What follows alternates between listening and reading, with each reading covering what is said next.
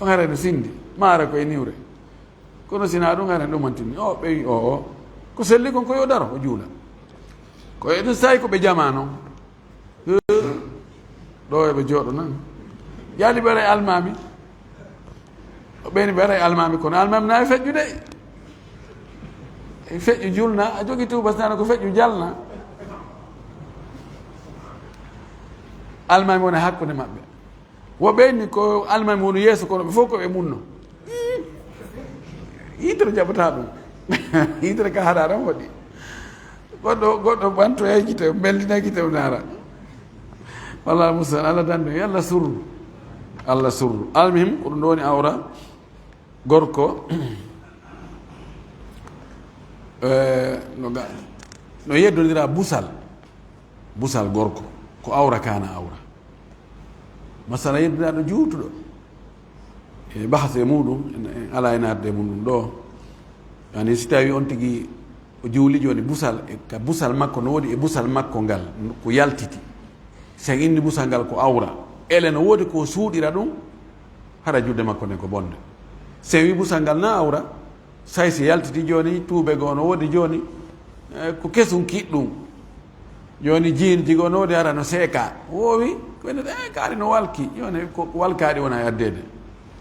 ko andita si haqqille yahi ha ɗe junnitike yara ma laysa ya hasana ma laysa bil hasani wallahu mustaan almem no yeddodira ɓe wi ka khulasa on awra ko ɗiɗi al awra al mughallada wa gayr mughallada al awra al mughallada hiya as-sawatan wal fakhidh laysa awratan mughalladatan lakin awra mukhaffafa hadith sarhad غطي فخذك فإن الفخذ أورة لما كانوا سرحدوا إني بومو بوسال مانغال بوسال كو أورة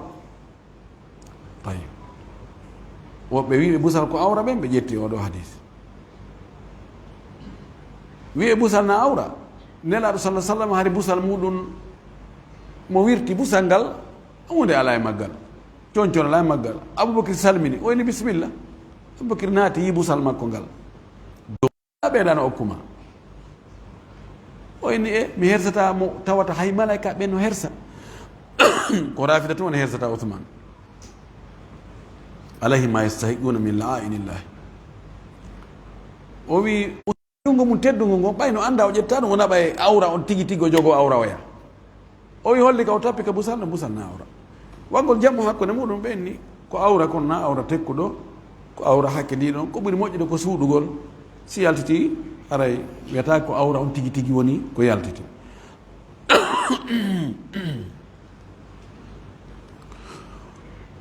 o wi ko ɓuri moƴƴude kon yon tigi waɗu ka balaje muɗum goɗɗum en coñci makko ɗin li anna nabia sa sallam naha rajula an yusalliya fi thawbi laysa ala atiqihi minhu shay'un sabu laɗ no haɗi gorko o juulugol o juulira coñcol tawa ngol coñcol ɗon hunde e maggol ala ka balaje mana coñcogo tawa ko ɓorde wuddu ndun ɗo heeɓi ley nda no haɗi ɗum ɗo fi gorko o gasi wal mar'atu sonnaji on noon awra makko on ko ɓorde on to heeɓi on to o inni kulluha awratun o fof makko ko awra illa wajhaha so wona yeeso makko ngon wa kaffayha e newe makko juuɗe ɗen illa ida sallat amama al ajanib sina hara o juulu yeeso worɓe janamɓe ay gayri l maharim inama worɓe janamɓe wona ɓe jogaki nationalité guinéen na janano wigol ɗo ko sénégalais jo ma ko malien jo ma ko ɗuma ko wimana wona on tigina o du maharam e sonnajo on fa innaha no kanko sonnajo on simo juulude yeeso worɓe janamɓe tugatti kulla shay'in o suumay hunde fop e ɓanndu makko ndu ko ɗo fuga ha wen ɓe jilliniri seeɗa awra yani yeeso sonnajo hakkude makko e worɓe janamɓe yeeso makko ngo simo juulude kanko tun feere ka gorko renama no serti si o juulay kanko tun imo ka chambre makko kanko tun ayo buumu yeeso makko yeeso ngon ene weɗen ɗum ɗo ngara ena awra kono si tawi ko yeeso worɓe woni o juulay woni na o juulay ɗum ɗon yeeso makko ngo ko ɓuri sellude kon ko awra hani suuɗude sabu ko innayo suuɗe e sonnajo kon fuu telen gorko ko fii wota men min fitina ka yeeso ngon fada ko ɗon ŋariji ɗin fof ko ɗon ɗi fotti ko ɗon woni fottirde ŋariji ɗin gite ɗen kinal hunduko kon tiinde nden timeloji ɗin ɗon ɗo e ɗum ɗa ko gorko yiyata e sonnajo jiña kon ko ɓurɗude kon kaka yeeso ɗon woni ko ɗum waɗi joni mo inni yette sojon joni mo ƴamata ɗo jiwo mo o anda ɓenna joni o jiwo ɗo ɓeɗen suɓinma min holle belenji makko ɗin min mbuma o fop makko hara yaani na yeeso na goɗɗum o belenji ɗin tun ɓorde ka howru heɓiɗen min ɗum ɗo min hollete ma ɗum min mbuma o lutti kon fof min holle yeeso makko ngo ko honno ɓuranma ko honno yette sojon suɓoto ka yeeso ka e hoore belenji ɗin fottana wonde ko awra akullin masala on no yeddodira kono ko ɗum ɗon ɓuri ko ɗum ko selli ko dalil ɗum ɗo wonde sonnajo on ko yo buumu ɓanndu makko ndum fof li gawlihi sallllahu alayhi wa sallam sammako laaɗo ka o maaki almar'atu awratu o maaki sonnajo ko awra ɓanndu sonnajo ko awra wa gawlihi sallllahu alayhi wa sallam e makko o maakiri fahin la yaqbalu llahu salata haidin illa bi khimarin allah jaɓata julde sonnajo fewndiɗo fiilagol hellifaɗo si o juuli sinara wondi e tiggare ara julde makko nden mo tiggi fewndo ka o juulata ɗum sharti jeɗɗa bo ijtinabu najasati fi badanihi wa thawbihi wa bugoatihi ay makana salatihi ma al qudrati o shart ɗo kadi no mari condition woɗɗitagol soɓe o woɗɗito soɓe on ka ɓanndu makko ba ka conciɗi o juulirta e ka nokku ka o juulata ɗon yo taw ɗon hara alda e soɓe few ɗum kadi ko charte so tawi ke pas o juulidi e soɓe imma ko soɓe wonɗo ka ɓanndu makko ma ka conci makko ma ka nokku ka o dari himo juula ɗon himo anndi ko soɓe woni ɗon himo waawi pottitare ɗon ma mo waawi ittugol ma mo waawi lootugol o salike julde makko ɗen sallata si tawi noon o taganaka mana joni ko concol goto himo ka burure soɓe memi concol ngol o heɓali ndiyan ko lootira yo ɓorto darone yo juula o way o julde soɓe on sinda ɗum ɗon edi darrogol ni juula ɗum ɗo dalil mum li gawlihi taala ko ngollato ɗum ka o wi wa siyabaka fatahhir conci maɗi laɓɓinɗi annelaɗo conci ma laɓɓin no wiya fanda ko conci ɗi ɗo tigui no wiya ko ɓernde nden fof no natata ɗo si nelaɗo yamirama hara ene kadi yamirama koy khitabu nabiyi sallllahu alih w sallam khitabun li ummatihi illa ida warada ma yukhassisuhu ko nelaɗo yamira kon hara mofte makko ɗen yamirama sina hara en heɓu dalil ko hollata ɗum ɗo ko beru nelaɗo no waɗi goɗɗi goo ko nelaɗo hususiyade kon laɗa tum ƴettugo sonnaɓe jeenayo ɗum noon ta yette bari joyide a ɓay nelaɗo ƴettuno sonnaɓe jeena min kadi yomi wakkilo ɗum ɗon en heeɓi ko hollata en ɗo ko haalisatan laka min dunil muminin kono sinaɗo wiyama yo waɗu ko en fof wiya en waɗu wali gawlihi wa qawlihi sallllahu alih w sallam e mako laaɗo kawo maaki kadi tanazzahu anil bawli laɓɓinoye e bawle fa inna ammata adabi l qabri min sabu ko hunni kon fuu fayda lette qabru ko sabu bawle coofe o wi laɓɓine coofe woni ko ɗe on tigi woni ko ɗe goɗɗo si moddi e conci on tigi lootu ɓay ko lootire no woodi siko ka ɓanndu yon tigi lootu siko e nokkunno yo hibbu ndiyan hala kono taw hakkitande mum ala yahay tun si haaji mum yani awa itta fermeture on yaltina anten on war hay wuri hay gasani no sinta cotti watta nder ton ferma sintita ɗon ha a deƴƴitoya siko juulowo si hewti salligo juuliday ɗum la ɗum ɗo si on tigi ko noon o jokkiri hay so naato e aljanna kono heɓa lette ka gabru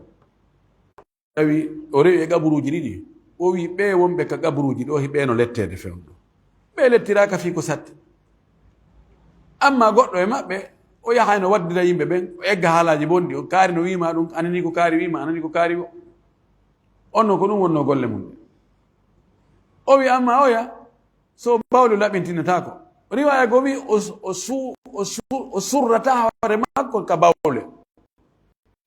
o darata tun haysi worɓe haysi yimɓe no reeni wi ko joni a gorko awra gorko e gorko no yi'indiran o woye debbo e debbo yi'indiran o woye ولقوله صلى الله عليه وسلم لأسماء في دم الحيض يصيب الثوب إما كنا لك وما كان أسماء بنت أميس مسكي دي في جيجا في لايرو نميما تشونتي وما كانمو في تاوي جيجا في لايرو ميمي تشونتي سوناجو وما كي تحطه وففايدو ثم تقرصه بالماء o hibba ɗum ndiyan o haama summa tandahu o wicca ɗum ma o haama ɗum o fiɗɗa summa to salli fihi o juulira ɗum ɗon yani be o waɗa hat e qars peɗo waɗa ndiyan ɗan o fofa o haama on tuma noon o juulira ɗum ɗo fof ɗiɗo fof hadisaji holli wonde soɓe koyo itte ولقوله صلى الله عليه وسلم لأصحابه إن كونغول كون لا ما كانوا صحابة مكة بين وقد بال الأعرابي تاوي ندو فلوا أون وبولي في المسجد كجولير ده وقصة عندالو واري أو حاج مكة يعني هوي نقول دهول ويا يسوق من كسوق من جولير تون هوي ندهون قول أفوت دي ما بين كونو جتونو gore ɓe hoɓe daranimo laɗo maki da'uhu tertemo ɓe pottiti o sanki ɗon ha yoni ket o honki o watti ka saako laɗo maki ari o ari laɗo maki ayi ɗi maadi ɗo na ɗum ɗo ndi mahana ndi ko mahana ko juulugol e jangol jantagol inde Allah nani o inni awa o inni allahumma arhamni wa muhammadan wala tarham ma'ana ahada tawi kanko e sahabaɓe ɓe haɓi ay sahabaɓe ne jogii goonga kono ɓe ñaaɗi ɓe anndi ɗon ɗon ko bone ɓe faala yani ko gollitide hadis marra amin ko munkana fal gayyiru bi yadihi kono nelaaɗo kañum ko muallim tabib jaa bi dawa'in balsamin addi ñawndiigu ɓuttinaygu jos o anndi oɗo o annda ko majjuɗo kono majjuɗo ñawndirte ko yo anndimo o innimo ɗum ɗo naani warrete nani o wiya ɗum ɗo hawre e makko o inni Allah yurmina min e Muhammadu tun kono ta wattu ɗo goɗɗo dey ɗanma kadi hajjarta wasi a fanni ko yaaji yurmede Allah nden enen ndiɗo en heeƴay woɓɓe goo kadi heeƴay kono hakken ko monani ɓaɓe ñaɗanima ɓe sonkanimo tawi taw wattuduɓe ka du'a to wala kolinaɗo makani ɓe ɓaawo ɓe gayni ɗum o maaki ariɓu ala bawlihi sajlan min ma'i hibbe ka bawle makko siyowal ndiyam sajlan nokko ko dalu ani ko miran jano ndiyam naɓe ɗum hibbon ɗon ɗum ɗo holli wonde ɓeyna tahmirul ardi bilma'i yutahiruha humbintingol leydi ndin ndiyam hara soɓe no ɗon ɗum laɓɓinay ɓaleydi ni kañum lootugol leydi na ya fofu wona ya haamu ko ya hibbo ndiyam e mum ɗum ɗo kadi holli wonde soɓe ɗen ko yo laɓɓine charte jettaɓo on istigbalul qiblati ko fewtugol qibla on ma al qudrati wonde taganede gongol ko tawantino andi ko ɗo qibla on woni ni himo wawi kadi no waɗi nawnuɓe goo kaɓe walde ɓe wata immade si tawi dankun ka fewtina ɗon tawi qibla on fewta ɗon o heɓali ko darnamo fewtinamo qibla on oɗo kadi mara feere o heɓali ɓe arali dartugol mo wagu to yoni honno watta himo fewti ka hirnage ko yo juulɗo o yahi e nokkure burure o anda ko honto qibla woniri wagu to heewi ko yo terto juulugol o woy yo ndaru ko tangini ko ɗo haqqille makko ƴetti ko ɗo woni qibla on o dallinora kala ko wawi dallinorde o fewta ɗon o juula ko ɗum waɗi ɓeydi on o wima al qudrati li gawli taala saabu ko to ɗon ka o wi fa walli wajhaka chatre al masjid al haram fewti yeeso ma ngon telen jurde allah hormantere nen haythuma kuntum fo wallu wujuhakum chatrahu kala ka wonno onon julɓe e aduna on fof lalagal leydi ndi kala ka wonno fewtine guesa mon ɗen telen ka suudu kaaba si tawi ɗon juulude wali hadith hadith kan laɗo ma kanno oya almusi'u fi salati aw musi'u salatahu ida qumta ila salati si a immanade julde nden fa asbighi lwudu'a timmin salligi on summa staqbalil qiblata refti fewta qibla on o arnoɗo juuli o tawi nelaɗo e sahabaɓe ɓe juuli ɓe gayni ɓe tooli kanka ɗo ari o juuli no wiya ko alansara jakka geraki o wawa fes o juuli julde nde moƴƴi jakka nelaɗo ko kanko tun ayni o salmi o ari o hiwrinaɗo salamu aleykum wa rahmatullahi namaki wa aleykum salam wa rahmatullah barakatu irji fa salli fa innaka lam tusalli yilto juula a juulani o yilti kadi o juuli no o woowiri o wawiri noon no julɗele yimɓe buus hande wayi tawi geraki o arti kadi o hiwrinaɗo laɗo hiwriti yilto juula a juulani laabi tati o ari oni heewi nelaɗo mi wondiri neliɗoma gonga on mi wawata sinani andina kaka andingol ma oɗo riwaya o wi awa si a daranike julde nden mana sa fokkiti juulugol salligo salligi timmuɗo fewta qibla karama koɓɓen fopp no fottani wonde ko nelaɗo tindinnomo kon e on hadis ɗon ɗum noon ko farilla no woodi ko accuno o wowlaali woɓɓe wiɗu noon ko sunna kono no woodi goɗɗi o wowlano ton ko farillaji puisque o wiyano yo anniye ko farilla o wiyano yo salmingol ko farilla ko ɗum oɗo malikankoɓe goɓe dallinori ɓe henni tammugol juuɗe ɗum yamiraka pisen laaɗo yamiranamo ɗo tawi o yamirano noon piiji ɓuy o yamirano hay tayya ha juuɗo hara tayyaki koko o yi boni kon oya bonni ko ɗum ɗon o andinimo ko ya waɗno kon fof tawi no moƴƴi ɗum ɗon o accanimo ɗon jeenayi on anniyatu ko annuye on wala taskutu bi haali annuye on noon kañum ala condition ka o muññete ko bee o annuye on ay annuye on kañum ɗum na ko metti fi en wi siko surrugol awra mum no wawi hara conci ala siko qibula no wawi hara anda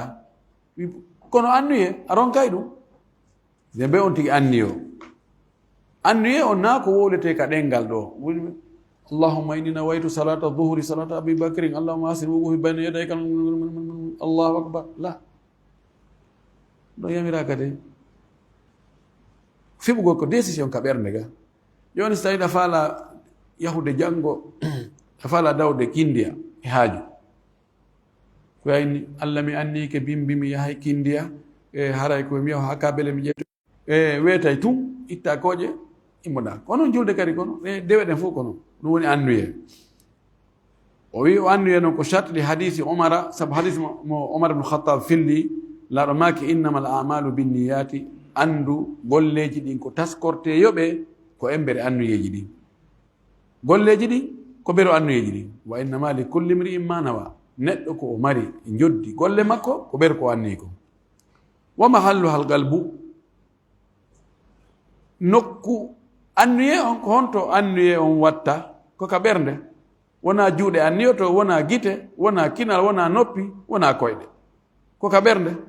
wa haqiqatu ha ko woni tigi tigi annuye al azmu ala shey'i ko fellutugol waɗugol hunde o yi wala yushra'u talaffudu biha shar'inaka wowlugol annuye on allahumma inni nawaytu salata la لأن النبي صلى الله عليه وسلم لم يتلفظ بها سبن لا دو وولالي في أنوية وولي هندكم منكم ولم يرد أن أحد من أصحابه فعل ذلك جولالي كدي وندي هاي غوتو إي صحابة بمكة بين ودي دون وولي في أنوية وإن اللهم إني نويت كذا donc ɗum waɗi konti feltu ka ɓernde wona wowligol hunduko mum kon en toriki allah subhanahu wa taala wawuɗo on mo ronkata on yo allahu arsuku en dewal sellungal ngal o yiɗi o yarli ngal o jaɓata kadi palje ko wonnange faljude ko yo yaafo en o yarlo en o holla en kadi ko palje o walla en kadi ha wurten ɗum ha feewa ado laawagol en toriki allah yo ɗe malaɓe naataɓe aljanna wa akhiru dawana an alhamdulillah rabbil alamin wa sallallahu wa sallam wa baraka ala nabiyihi l amin